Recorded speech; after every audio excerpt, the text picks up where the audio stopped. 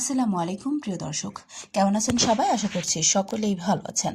আজকের ভিডিওতে আমরা আলোচনা করব ওমান সরকার কি সত্যিই ফ্রি ট্যুরিস্ট ভিসা চালু করেছে, এই খবর কতটা সত্য আর বাংলাদেশিদের জন্য কি নিয়ম রয়েছে। চলুন জেনে নেওয়া যাক আজকের নতুন ভিডিওটি।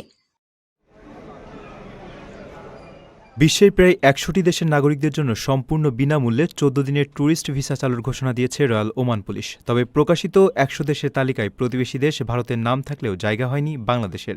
নতুন এই সুবিধাপ্রাপ্ত দেশগুলোর নাগরিকেরা ১৪ দিনের জন্য বিনা খরচে ওমান ভ্রমণের সুযোগ পাবেন।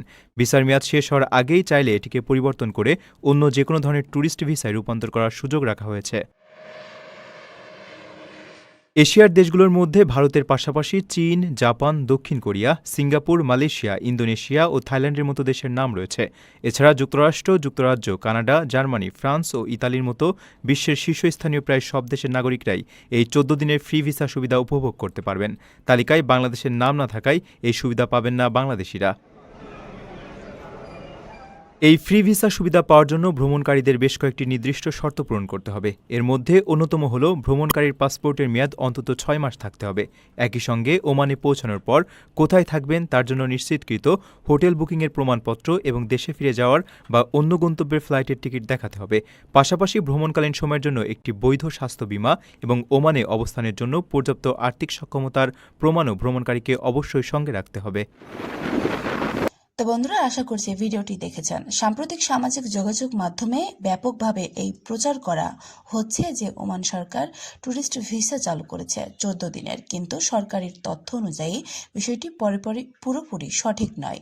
ওমান সরকার পর্যটন খাতে উৎসাহিত করতে বিশ্বের ১০০টিরও বেশি দেশের নাগরিকদের জন্য সর্বোচ্চ ১৪ দিন পর্যন্ত ভিসামুক্ত প্রবেশের সুযোগ দিয়েছে।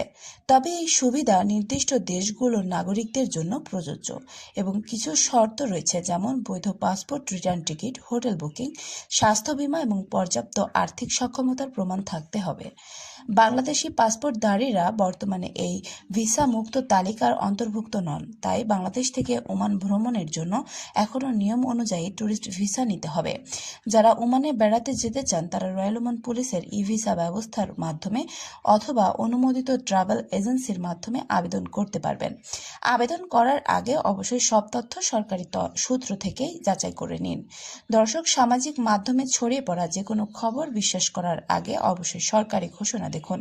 ভুল তথ্যের কারণে অনেকেই আর্থিকভাবে ক্ষতিগ্রস্ত হন এবং প্রতারণার শিকার হন। আজকের ভিডিওটি আমরা ওমানের ট্যুরিস্ট ভিসা সম্পর্কে সর্বশেষ সঠিক তথ্য তুলে ধরার চেষ্টা করেছি। ভবিষ্যতে ওমান সরকার যদি বাংলাদেশিদের জন্য নতুন কোনো ভিসা সুবিধা বা নীতিগত পরিবর্তন ঘোষণা করে তাহলে আমরা সেই আপডেট আপনাদের জানাবো। ভিডিওটি যদি আপনার কাছে তথ্যবহুল মনে হয় তাহলে একটি লাইক দিন, শেয়ার করুন এবং আমাদের চ্যানেলটি সাবস্ক্রাইব করে পাশে থাকা বেল আইকনটি অন করে রাখুন। তো বন্ধুরা, আজকের ভিডিওটি এখানেই শেষ করছি। দেখা হচ্ছে পরবর্তী কোনো আপডেটে। ততক্ষণ পর্যন্ত সকলে ভালো থাকুন, সুস্থ থাকুন। আল্লাহ হাফেজ।